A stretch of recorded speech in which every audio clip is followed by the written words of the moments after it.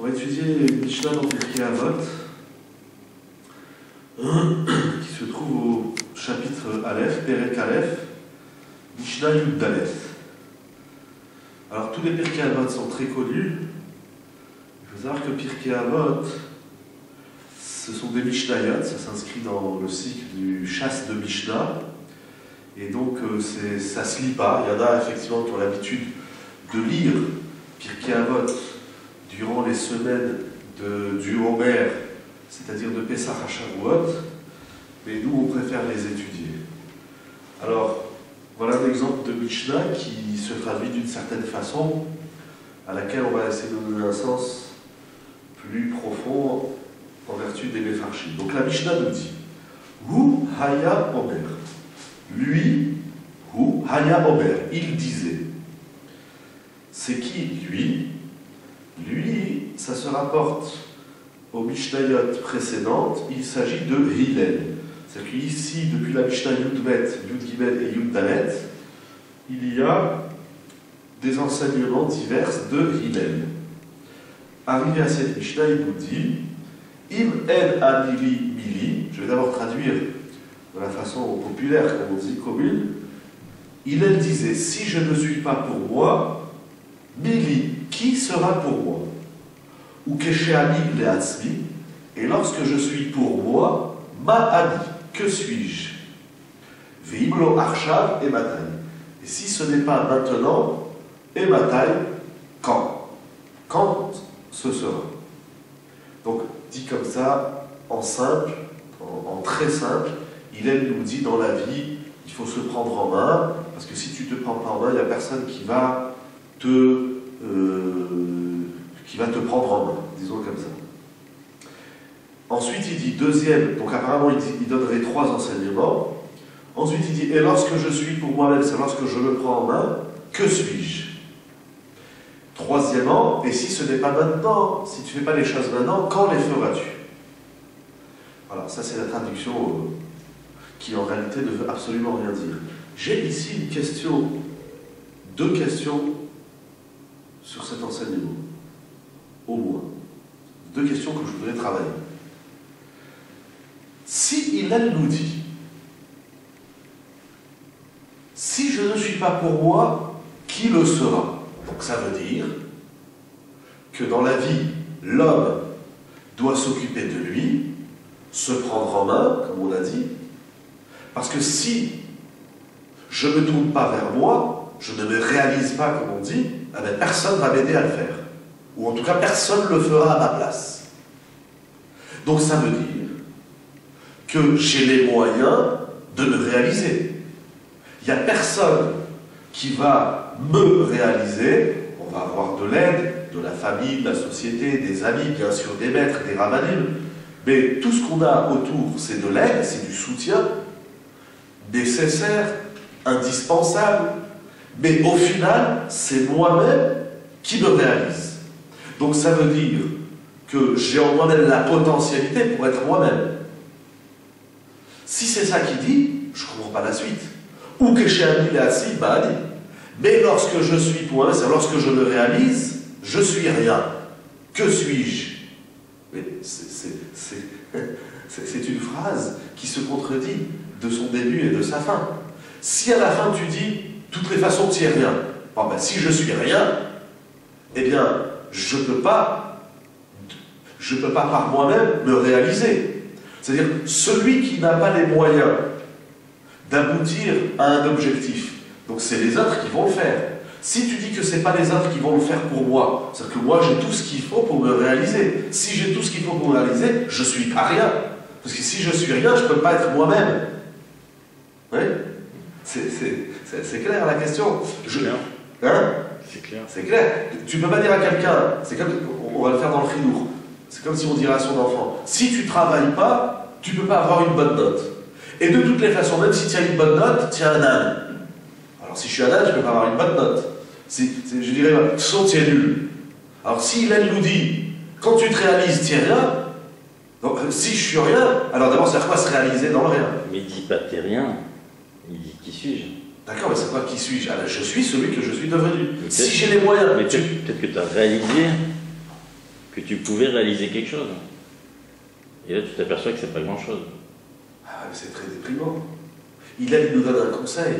Il dit, regarde, dans la vie, réalise-toi. Comme on dirait, développe ton potentiel. Investis-toi dans la Torah et les mitzvot, comme ils disent les Rishonim. Si tu ne fais pas les mitzvot, personne ne va les faire pour toi. Si tu n'étudies pas la Torah, personne ne va l'étudier pour toi. Oui, mais on ne parle pas de l'objectif, là. On parle pas de... Oui, alors après, ça veut dire, donne-toi les moyens d'être toi-même. Donc ça veut dire que j'ai les moyens d'être quelque chose. Tu peux avoir 10 personnes et 10 résultats différents. C'est juste. Chacun il a son résultat, chacun il a sa personnalité, c'est juste. On étudie tous la Torah et tout le monde pratique les mitzvot, mais qu'est-ce que la Torah et la mitzvot va faire de moi? C'est pas ce qu'elle va faire de toi et de l'autre, etc. Mais ça veut dire, le début de la Mishnah nous laisse entendre qu'on est quelque chose. D'ailleurs, il n'a pas dit le contraire. L'homme, il est rien, mais il faut qu'il se réalise.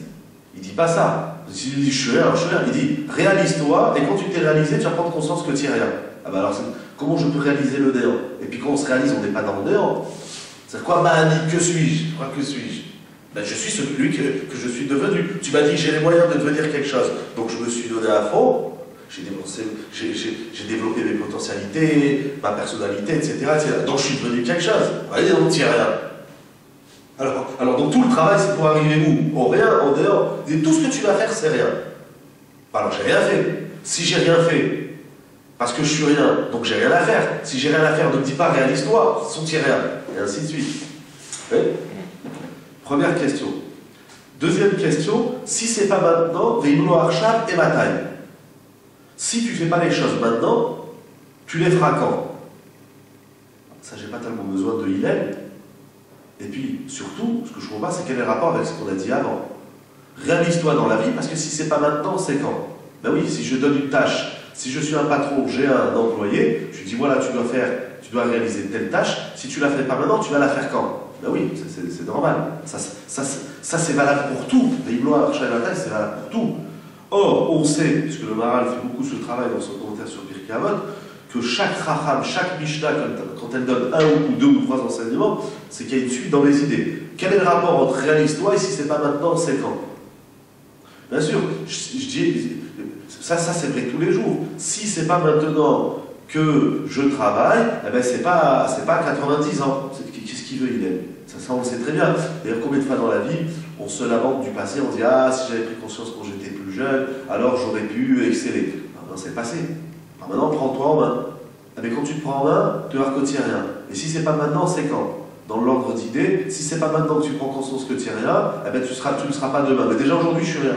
Tu dis si c'est pas maintenant, c'est demain. Mais demain, je ne serai pas plus qu'aujourd'hui, puisqu'aujourd'hui, je suis rien, et tu dis qu'au final, je serai rien. Si c'est comme ça qu'on traduit la Mishnah, bien entendu, c'est pas comme ça qu'on va la travailler. Parce que Hillel, c'est pas l'homme de la déprime, c'est pas l'homme du désespoir. Ouais, de toute façon, tout ce qu'on fait dans la vie, c'est nul. Pourquoi c'est nul?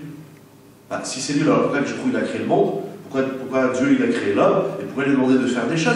Tout ce qu'il fait, c'est nul. Je veux dire, en matière de chinour, si je transpose cette Mishnah dans l'éducation, ou si je suis professeur dans une classe, je dis aux élèves, voilà, on va travailler cette année, mais à la fin de l'année, vous allez tous avoir 0 parce que vous êtes tous des nuls. Bon, mais il n'y a pas de problème, moi je prends mon cartable, je joue au ballon. En matière de shalom bayit, un homme il dit à sa femme, voilà la maison, voilà la cuisine. Oui, mais un 0 en 4e, c'est pas la même chose qu'un 0 en 5e. C'est pire. C'est pire en 4e. C'est pire, hein? Oui. Alors maintenant je lui dis, très bien. Et maintenant je lui dis, bah, alors c'est pire. Voilà, tout ce que tu vas faire dans ta vie, c'est 0. Bah moi je fais rien. Et puis, si c'est 0, alors j'ai rien à faire aujourd'hui. Si j'ai rien à faire aujourd'hui, alors qu'est-ce que tu m'as dit? Prends-toi en main, sinon personne ne va le faire pour toi. Mais je vais prendre en main quoi? Le 0. En matière d'éducation, c'est déprimant. Tu dis à un enfant, ouais, sur tout ce que tu feras dans ta vie, tu seras nul, et tu excelleras pas, tu es bidon, tu es nul. Ouais, l'enfant, il n'y a pas de problème, il va devenir un délinquant, il va devenir un voyou, et puis c'est tout. En matière de shalom bayit, je disais, un homme il rentre à la maison, il dit à sa femme, voilà la maison, voilà la cuisine, voilà, on s'est marié, etc. Voilà, on va faire des enfants, et les enfants ils grandissent, etc. Il dit, voilà, de toutes les façons, voilà, c'est simple, banal. Comme il dit à sa femme, et la femme elle dit à son mari, si tu te prends pas en main, tu n'y arriveras jamais. Et puis si tu te prends en main, de toutes les façons, tu es nul, tu es une catastrophe. Au revoir, hein, je fais ma valise et je m'en vais. Qu'est-ce qu'il dit? Si c'est traduit comme ça donne pas envie de se mettre au travail. faut savoir, on va donner une première idée. Il y a, parce que cette idée, prenons d'abord le début de la Mishnah. Iman Alili Mili, avant de voir la suite. Si je ne suis pas pour moi-même, qui le sera? Donc ça veut dire, ça on comprend bien, c'est surtout la suite qui nous pose problème. Au début on comprend bien. Dans la vie, prends-toi en main, réalise-toi, fais des choses pour toi-même. Déjà c'est très intéressant, parce qu'il faut avoir un regard orienté vers soi. Oui, c'est important le chesed, l'ouverture, la bonté, la générosité, la société, la communauté, tout ça c'est très bien. Mais qu'est-ce qui me reste à moi-même? Alors il y a une discussion intéressante qui est rapportée dans les Rishonim, de savoir si, à 120 ans, c'est-à-dire après le décès d'une personne, donc on va dire un tel, si c'est le père, si c'est un proche parent, etc., ou si c'est un ami, peu importe, il y a une personne qui a décédé. Alors il y a une question de savoir, est-ce que les vivants peuvent apporter du mérite à la personne défunte? Le Rashba, il y a une tchouva du Rashba, qui ramène au nom d'un Gaon, qui dit qu'une personne, à partir du moment où elle a quitté ce monde, on ne peut plus rien faire pour elle. Ça veut dire tout. On peut mettre sur pause, je m'excuse une petite seconde. Donc, ça veut dire quoi Iman Alili?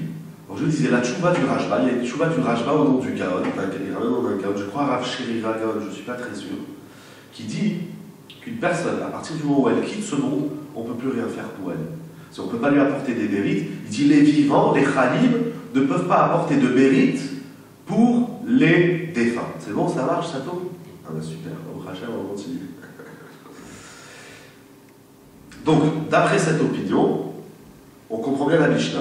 L'homme, il doit s'occuper de lui-même, de son vivant, parce qu'une fois qu'il va quitter la vie, lui-même, c'est sûr qu'il ne peut plus rien faire, mais même ses enfants, sa famille, ses amis, ils ne pourront rien pour lui. La deuxième shita, la deuxième opinion, c'est l'opinion du Sefer Chassidim, c'est aussi l'opinion du Bet Yosef au nom de Rav Shemeor, c'est aussi rapporté dans le Mishnah Moura, et c'est rapporté bien sûr, et c'est comme ça que ce qui est retenu aujourd'hui, c'est l'opinion retenue. Non. C'est-à-dire, le vivant peut augmenter le mérite du défunt. Donc lorsqu'une personne décède, elle-même, elle ne peut plus rien faire pour elle-même, elle n'est plus dans le monde des mitzvot, dans le monde des bonnes actions, dans le monde de l'étude de la Torah, mais ceux qui sont vivants peuvent lui attribuer du mérite. C'est-à-dire que si, même une bracha, comme il écrit le Pélé Yoès, Rabbi Eliezer Papou, si je dis « Sheakom Niyamidvaro » et j'ai l'intention que le mérite de ma bénédiction récitée soit pour l'élévation de l'âme d'une personne, ça marche. C'est l'opinion aujourd'hui retenue par tout le monde, c'est l'opinion que tout le monde retient, c'est comme ça qu'on fait. Lorsque un parent décède, alors il y a le Kaddish qui est récité pour l'élévation de l'âme du défunt, on fait de l'Azdaka pour l'élévation de l'âme d'un tel, on étudie la Torah, on fait des mitzvot. Donc c'est l'opinion retenue. Donc d'après cela, qu'est-ce que ça voudrait dire? Si je ne suis pas pour moi, personne ne le sera. Puisqu'il est retenu qu'on peut apporter du mérite pour un défunt, et en réalité même pour un vivant. Je peux dire je fais une bracha ou de la tzedaka pour le mérite de mes enfants, pour le mérite d'un ami qui est vivant, pour la réussite de quelqu'un. On peut même se donner du mérite les uns envers les autres. Donc si moi je ne fais pas les choses, je peux supposer quelqu'un qui va faire quelque chose de bien pour moi. Donc d'après cette opinion, qu'est-ce que ça veut dire Iman Adili Bili?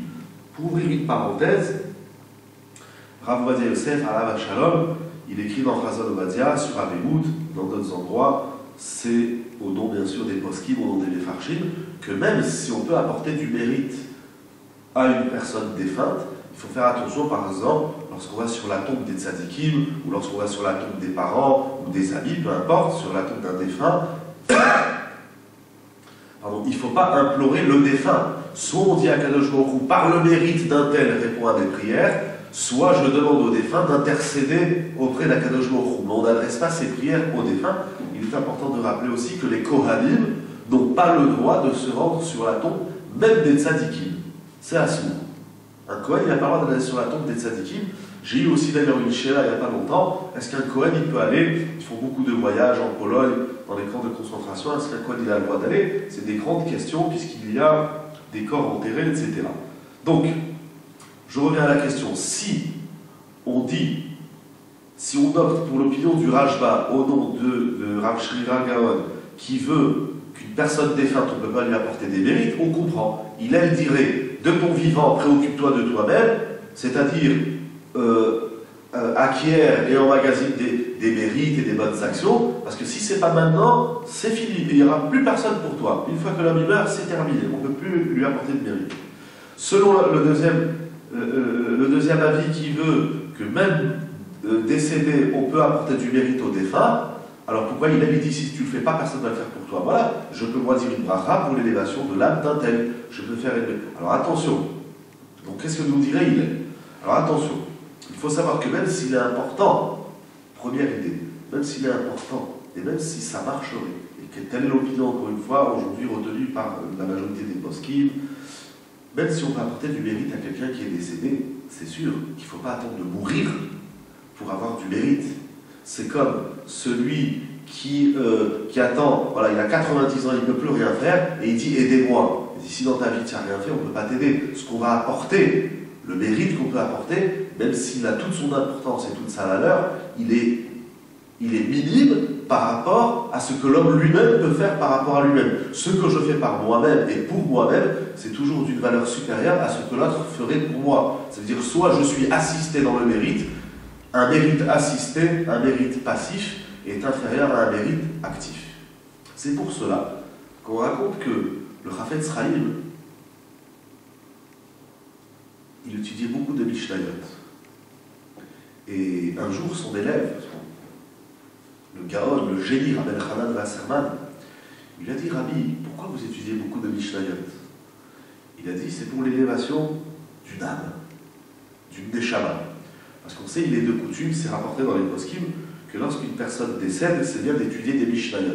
Parce que Mishnah forme les mêmes lettres du mot neshama. Si on inverse Mishnah, Mem, Shin, Nun, He, si on inverse Nun, Shin, Mem, He, ça fait neshama. C'est les mêmes lettres.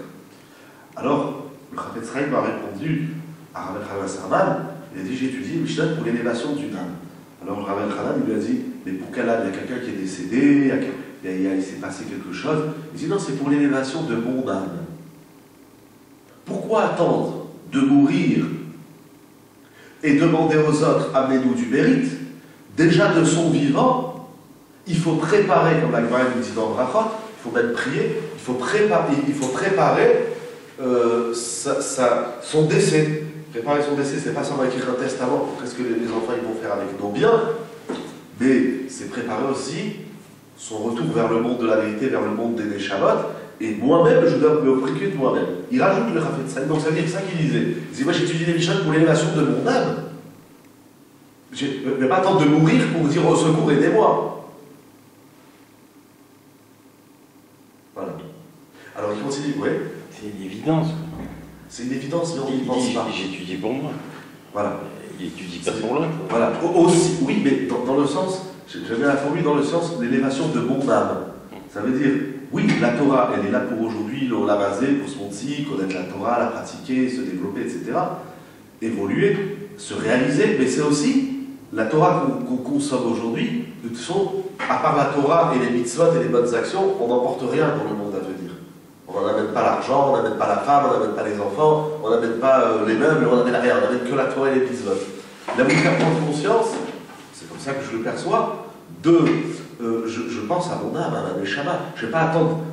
C'est pas que je vais mourir, après vous, les élèves et la famille, vous allez penser à moi. Donc justement, il continue le Chafetz Chaim, et il dit même d'après celui qui pense, et c'est l'opinion retenue, parce que lui-même il l'écrit dans le Mishnah Moura, si on peut donner des mérites aux défunts, il dit l'homme, il doit se poser une question.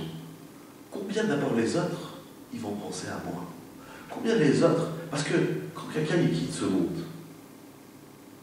eh bien, la première année, on voit les enfants, la famille, tout le monde est peiné, ce qui est normal. Avec les années, bon, on rentre dans une certaine routine on s'est habitué à vivre sans la personne, même si ça reste très difficile, même si ça reste un drame, même si ça reste un deuil, comme il y a des gens, ils disent c'est un deuil pour la vie, etc. Mais on voit bien qu'avec le temps, ils arrivent à rigoler, sortir, à reprendre la vie, elle reprend le dessus. Quand est-ce qu'on se rappelle du défunt? Une fois par an, on va dire, aller dans la semaine du décès, voilà la date d'anniversaire, c'est là où on commence à se rappeler.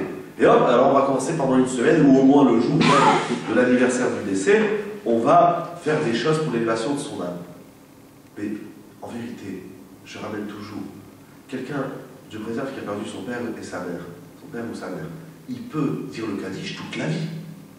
Dans la Lacha, on dit le Kaddish 11 mois, on arrête une semaine ou un mois, c'est différents minagim, selon Rav Yosef. L'endeuillé arrête de réciter le Kaddish pendant une semaine, et après il termine les 12 mois. Mais après, s'il veut continuer le Kaddish, il peut dire Kaddish toute sa vie. Et c'est pas seulement le Kaddish que la personne qui a perdu son père ou sa mère, ou l'Alléluia, un autre proche parent, il n'y a pas que le Kaddish pour l'élévation de l'âme. Il y a l'étude de la Torah, il y a la tzedaka, il y a toute mitzvah qu'on fait. Je veux dire, le Père Yoel, si tu dis une bracha, tu dis je récite la bénédiction pour l'élévation de l'âme d'un tel, eh bien ça marche. Il n'y a pas que le Kaddish pour les morts. D'ailleurs, le Kaddish, ce n'est pas une prière pour les morts. Ça s'inscrit dans des prières qu'on fait pour l'élévation de l'âme du défunt. Mais en soi, c'est pas. On a fait une vidéo sur le Kaddish? Je crois pas. Hein? Voilà, il faudra, ça s'impose. Oula. Donc, l'hiver, on fera un shiur sur le Kaddish. Alors, il dit. Donc, ça veut dire que les gens, voilà, ils pensent au proche parent qui est décédé à une fois par an. Mais c'est tous les jours. Ça veut dire, moi, quand je suis vivant, mais c'est tous les jours que je pense à moi. Mais mort, c'est une fois par an que les gens ils vont penser à moi. Donc c'est ça qu'il dit Rishta. Si tu t'occupes pas de toi aujourd'hui, quand à 120 ans on va quitter cette terre, combien les gens ils vont penser à nous? Combien? Les enfants ils oublient, les petits-enfants ils oublient, et après au bout de X générations, on est complètement dans les oubliettes. On est un nom gravé sur une pierre. C'est tout ce qui reste. Elle dit c'est maintenant. Or le chidouche de la vie, c'est que le potentiel vie, il a une éternité. Ça veut dire la vie physique, elle dure 70 ans. Si on est méritant 80, si on est plus 90, etc. Mais ce qu'on va faire durant 70 ans, ça ne va pas nous donner 70 ans de vie dans le monde à venir, dans le Olam Haba, mais c'est une éternité. C'est-à-dire ici, chaque action qu'on fait, je fais une bénédiction, ça dure 1 minute. Dans le monde de la vérité, ça dure 1 milliard d'années, en termes de quantité d'années. Ça, c'est la première idée. Mais en vérité, je voudrais relire la Mishnah. Si on voit bien, il nous dit comme ça.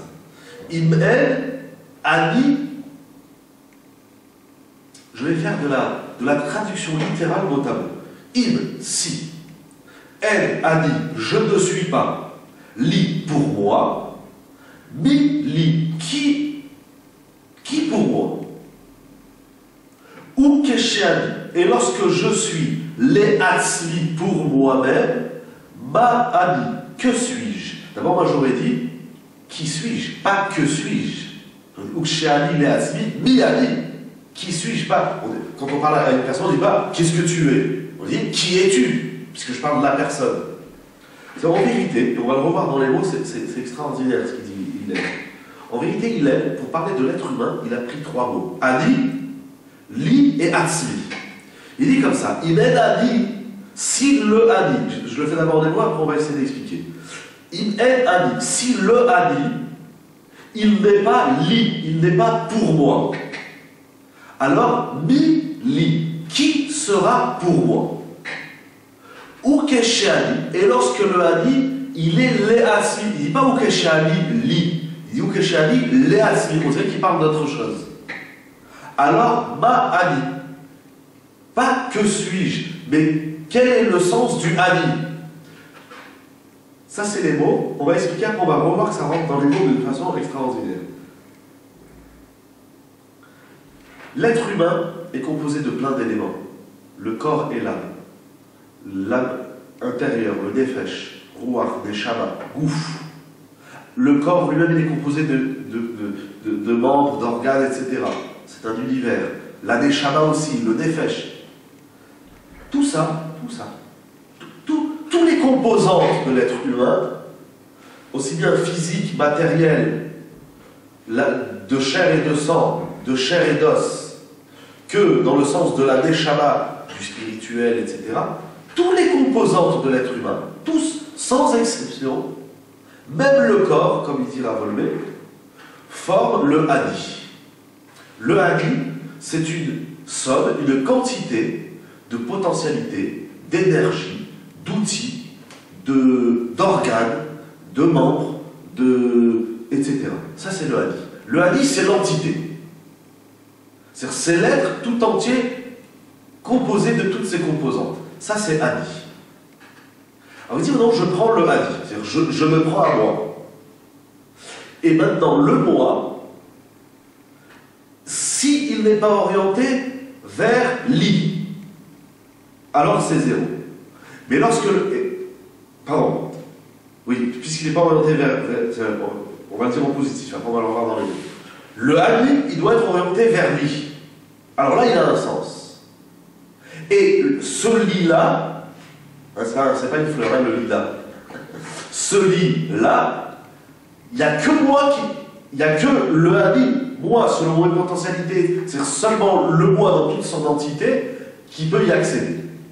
Par contre, ou que chez Hadi, mais lorsque le moi, donc l'entité, le carrefour de tout ce que je suis, la somme de tout ce que je suis, est orienté non pas vers li, mais vers Atzli, alors, ma Hadi, c'est pas que suis-je, mais quel est le sens du Hadi? En d'autres termes, il dit il y a le Hadi. Mais qui sait dire? Hein? C'est quoi li, c'est quoi Atzli? Ça veut dire, en d'autres termes, il dit Hadi, c'est le stylo. Le stylo, c'est. On va faire avec un objet plus complexe. Hadi, c'est le téléphone. Le téléphone, il a une multitude de fonctionnalités, de composantes. Ça, c'est Hadi. Maintenant, Hadi, soit je l'oriente vers li. Li, ça veut dire ce à quoi il correspond. Donc je le fais d'abord dans le machin, on va le voir dans l'être humain. Le téléphone, il est fait pour téléphoner. C'est ça, li. Mais si maintenant je prends le Hadi, et au lieu de l'orienter vers ce quoi il se développe et il deviendra lui-même, je l'oriente vers le Atzli, on va voir ce que ça veut dire quoi Atzli, alors le Hadi n'a plus de sens. Dans le machin du téléphone, si je prends le téléphone avec toutes ses composantes et ses potentialités, si je l'oriente vers la téléphonie et vers ses fonctions, alors il va se développer, alors il va exister. Alors le téléphone existe. Mais si le téléphone, je l'utilise pour autre chose, pour jouer au ping-pong, pour tenir une table, pour mettre un livre, pour me gratter la tête, pour touiller mon café, donc je l'oriente vers autre chose, c'est pas seulement la finalité qui est abîmée, mais à partir du moment où le moyen n'aboutit pas à la finalité, alors le moyen lui-même, il n'a plus lieu d'être. Ça, c'est l'exemple dans le téléphone. Dans l'être humain, je vais aussi donner un machin qu'après on va ramener à l'adulte, à l'homme. Il y a dans la vie d'un enfant deux périodes, il y en a 10 000, mais deux périodes que je veux mettre en avant.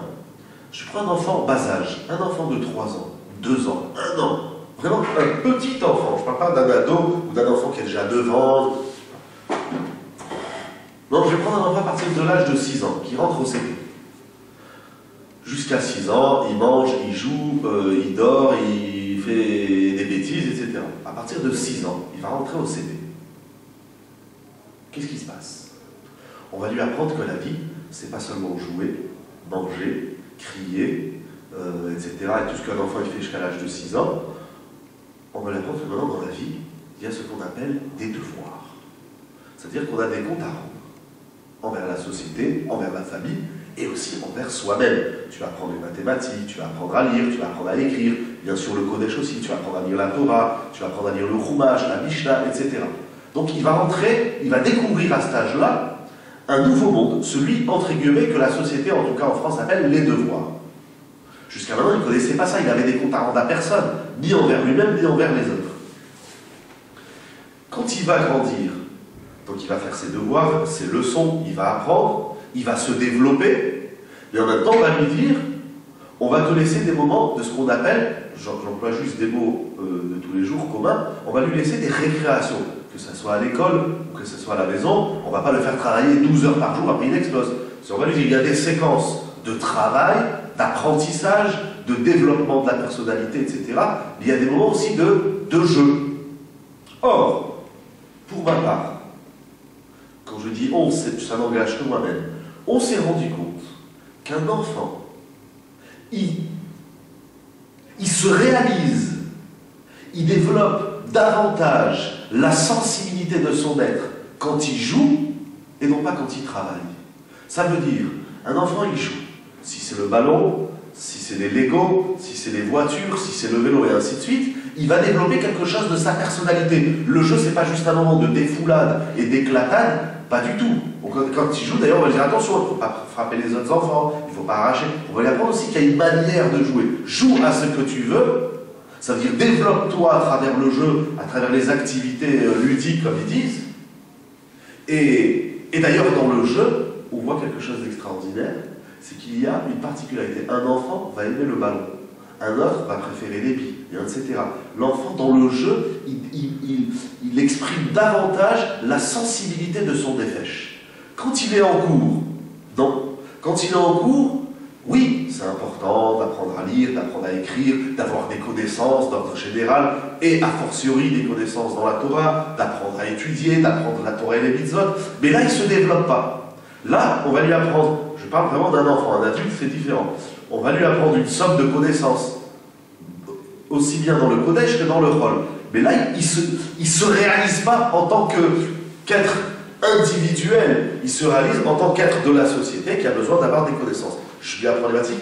D'ailleurs, on voit bien qu'arrivé vers l'âge de 18 ans où il doit prendre des orientations dans la vie, peut-être même un petit peu avant, première, seconde, première, terminale, il commence à avoir des orientations dans la vie, c'est à l'école on apprend une somme générale, anglais, français, mathématiques, blablabla, etc. Et après, arrivé à un certain âge, on dit maintenant il va falloir que tu choisisses ta voie. Alors sans faire maintenant une analyse ni critique, ni constructive sur l'école, etc., de manière générale, mais on va dire maintenant il faut que tu choisisses ta voie. C'est-à-dire tout ce que tu as appris. Il ne va pas être mathématicien, prof de français, prof d'anglais, prof de sciences naturelles, prof de philosophie, pas du tout. Il va choisir, sur tout ce qu'il a appris de la 6e jusqu'à la terminale, il va choisir une voie. Selon quel critère? Selon le critère, entre guillemets, que j'appelle du jeu. J-E-U, mais aussi du jeu, J-E. Le jeu, le moi, oui, est un grand jeu. Ouais, il y a des règles, etc. Donc, maintenant, il va dire, donc tout ce que j'ai appris, je dois me retrouver, je dois me positionner par rapport à ce que j'ai appris. Tout ce que j'ai appris à l'école, c'était pas moi. C'est des informations qui viennent de l'extérieur, qui me sont importantes, indispensables pour me développer, mais je ne me suis pas obligatoirement réalisé. Maintenant, j'arrive à un âge où je dois me réaliser. Il arrive le moment où je sors de la société de l'école et je vais choisir si je veux être médecin, avocat, ou si je veux aller à la yeshiva, devenir un rave, etc., un talmid racham.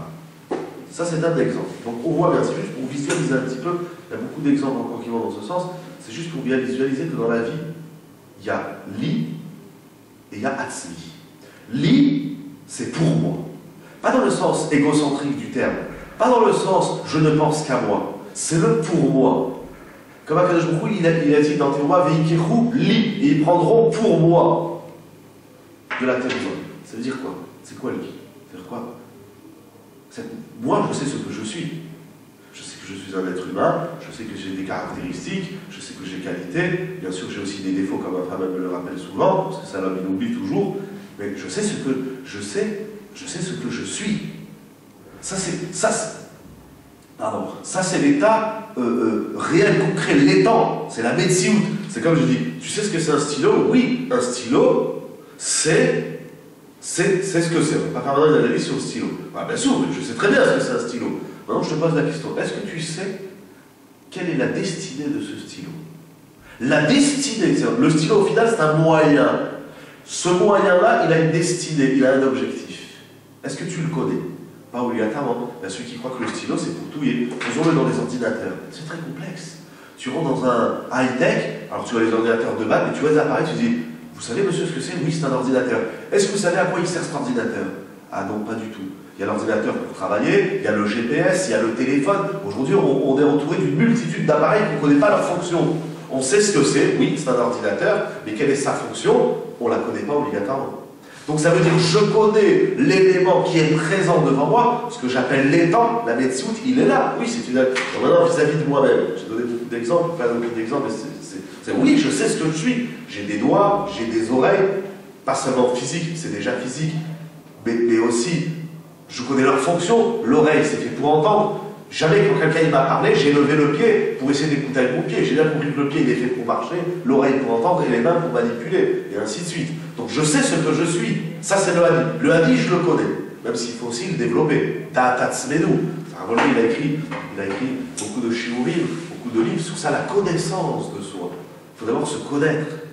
Mais alors, il y a une connaissance basique, primaire, superficielle, mais après, il y a une connaissance plus développée. Je rentre ni dans la psychologie, ni dans la psychanalyse, etc. Mais tout le monde sait ce qu'il est. Partiellement, mais je sais ce que je suis. Mais savoir ce que je suis ne veut pas encore dire que je sache qu'est-ce que je vais faire avec ce que je suis. J'ai un potentiel. C'est comme une personne vous dirait, voilà, vous avez gagné le gros lot, vous avez gagné 1 million d'euros. Est-ce que vous savez qu'est-ce que c'est 1 million d'euros? Oui, je sais ce qu'est 1 million d'euros, c'est une somme importante d'argent. On leur pose la question, est-ce que vous savez qu'est-ce que vous allez faire avec cet argent? Beaucoup répondent, non, je ne sais pas encore, je n'ai pas pensé. On joue au loto, on a gagné 1 million, une fois qu'on a gagné, on ne sait plus quoi faire. Donc c'est dire, l'étang, la médecine est là, je la connais, mais vers quoi je vais l'orienter? Et qu'est-ce que je vais faire avec? Ça, je ne le sais pas. La connaissance de soi n'est pas suffisante. C'est-à-dire, elle n'est pas automatiquement ce qui va conduire systématiquement l'homme, l'être humain, à la réalisation de lui-même. Donc c'est ça qu'il nous dit, Hillel. D'abord, il faut que tu travailles le hadi. Parce que ça aussi, il faut réfléchir. Est-ce que j'ai une réelle connaissance de moi-même? Il y a une connaissance primaire, il y a une connaissance de base. L'enfant, dès sa naissance, il se découvre, il regarde ses mains. Il y a beaucoup d'analystes qui ont fait tous ces exercices déjà bien avant moi, c'est d'eux que je m'inspire d'ailleurs. Un enfant, il regarde ses mains. Qu'est-ce qu'il regarde? On voit un enfant, il peut rester un long moment à se regarder. Voilà, qu'est-ce que tu regardes? Rien.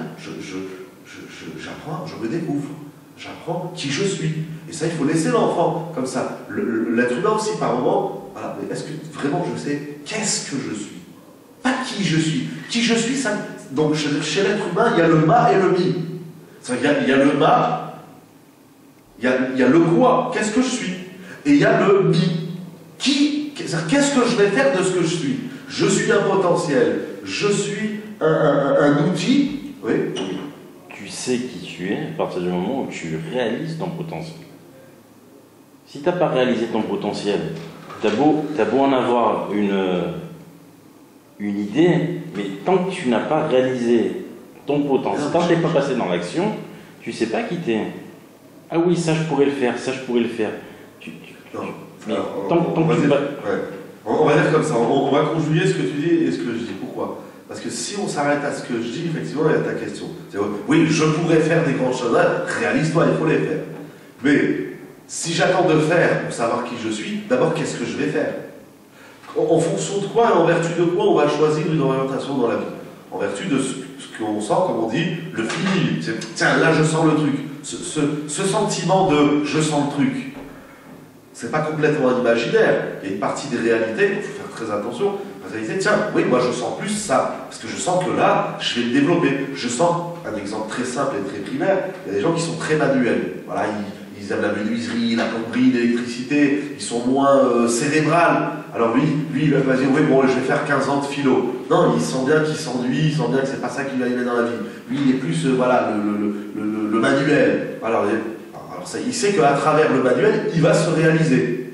Maintenant, il ne se réalisera, c'est-à-dire il deviendra lui-même seulement quand il s'est réalisé. Mais avant de choisir, c'est là où je reviens un peu à ce que je dis aussi, c'est qu'avant de se réaliser à travers ce qu'il va faire, il faut d'abord qu'il choisisse ce qu'il va faire.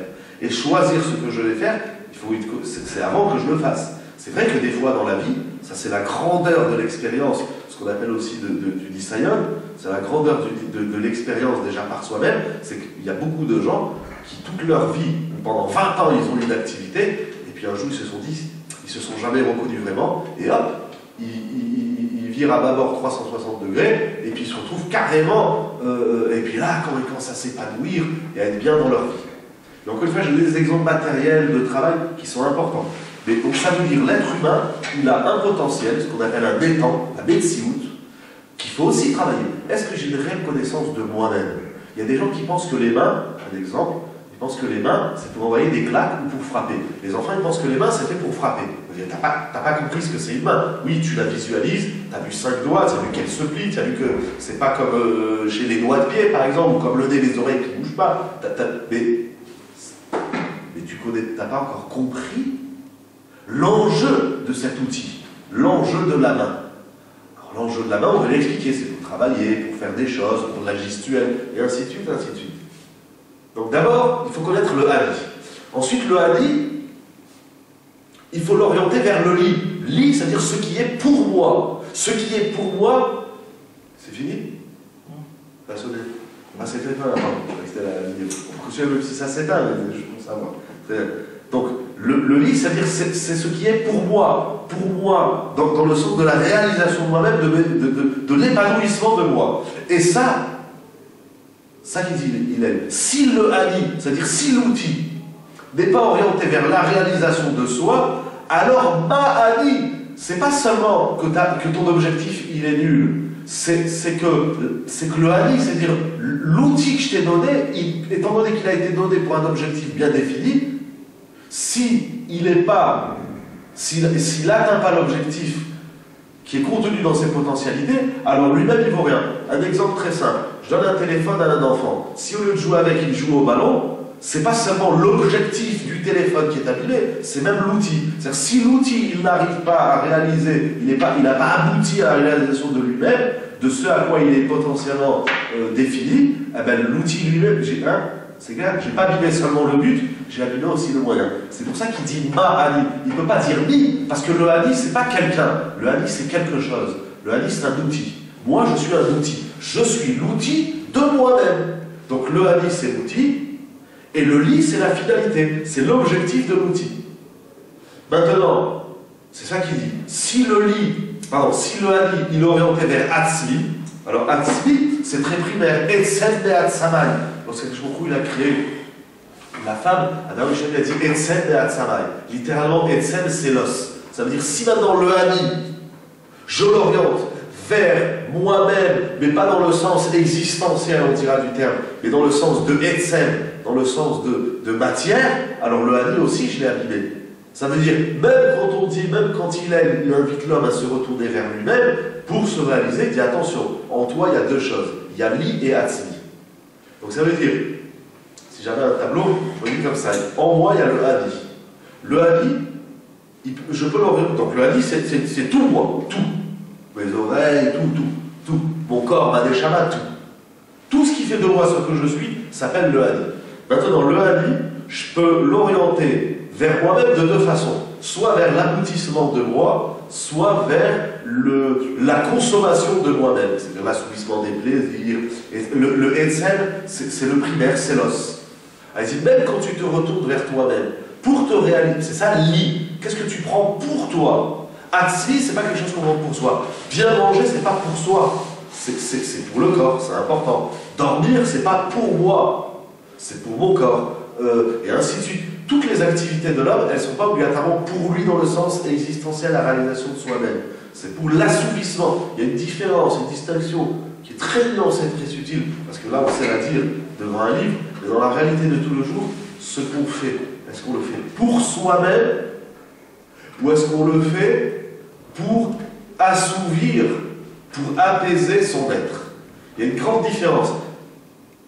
Est-ce que je mange parce que j'ai faim, ou est-ce que je mange parce que si je ne mange pas, je meurs? C'est pas la même chose.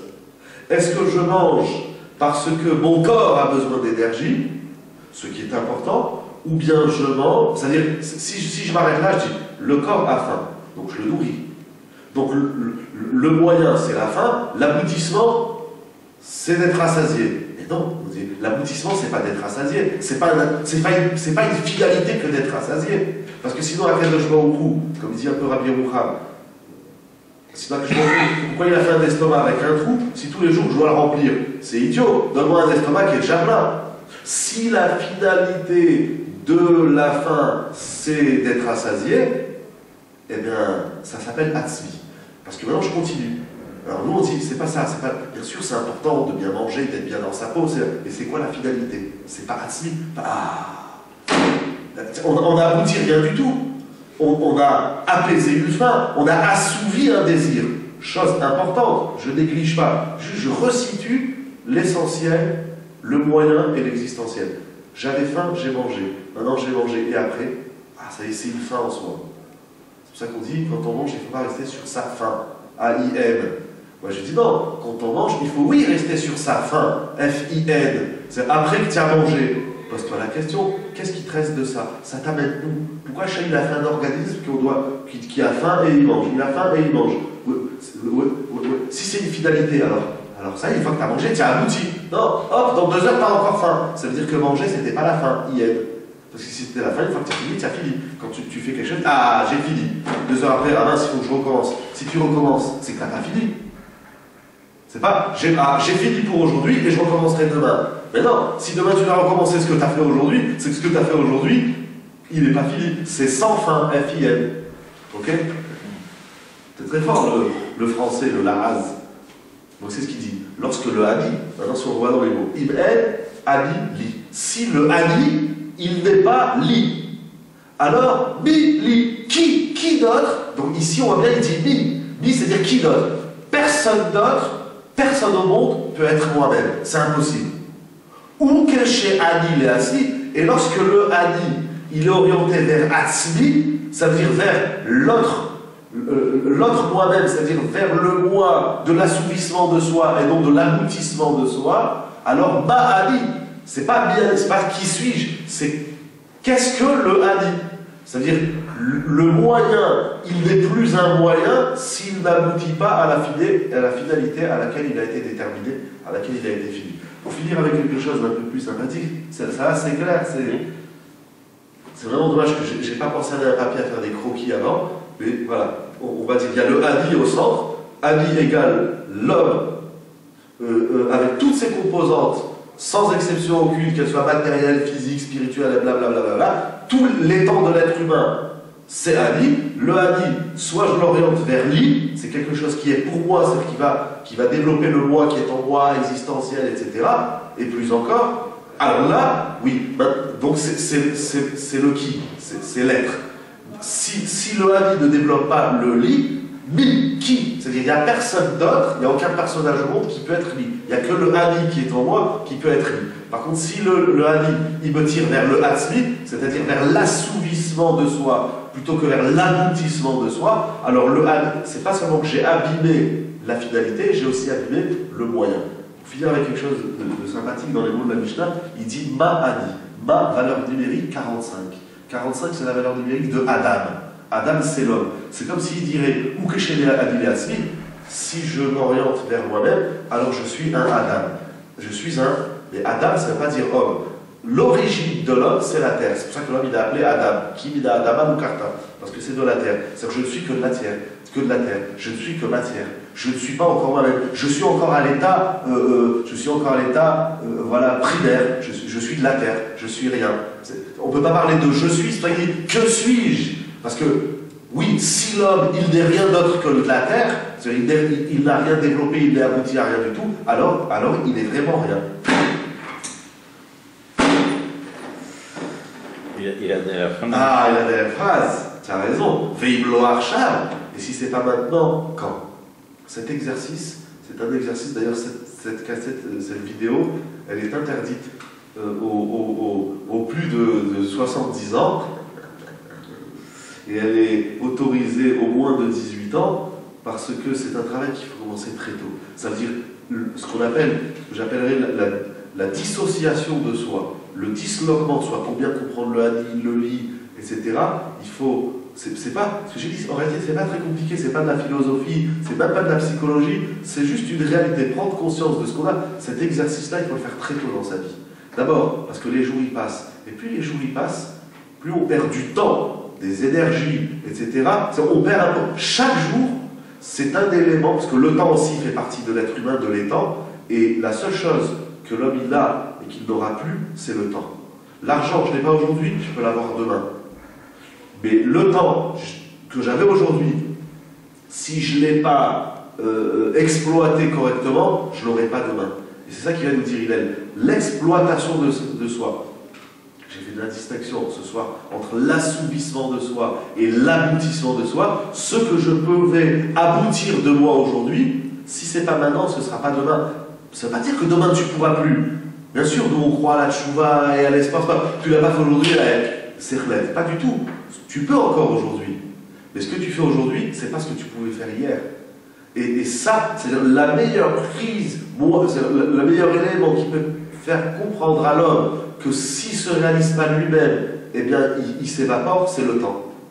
C'est-à-dire, il dit, ne passe pas à côté de toi-même. Le temps, ce que tu as aujourd'hui, c'est un potentiel. Que si tu ne le développes pas aujourd'hui, demain, tu ne pourras pas le développer. Demain, ce sera un autre potentiel. Mais j'ai perdu 24 heures de mon potentiel, eh bien, je diminue mon potentiel. Puisque le temps aussi, c'est pas bon, je suis là, on verra demain. Non, oui, une tâche, j'ai un exemple, une tâche ménagère, ça veut dire faire la vaisselle. Si je ne la fais pas maintenant, je pourrais la faire demain. Et la vaisselle que je ferai demain, elle sera aussi propre que celle d'aujourd'hui. C'est-à-dire que le temps n'est pas un facteur important pour la réalisation de sa vaisselle. Ça ne change rien que tu la fasses lundi ou mardi. Mais mon être humain, moi-même, ce que j'ai appelé ce soit l'aboutissement de soi, l'aboutissement de moi aujourd'hui, c'est pas l'aboutissement de moi demain. Le temps, il a un facteur majeur dans l'aboutissement de soi, dans la réalisation de soi. Ce que je pouvais faire aujourd'hui, je ne pourrais plus le faire demain. Et ainsi de suite.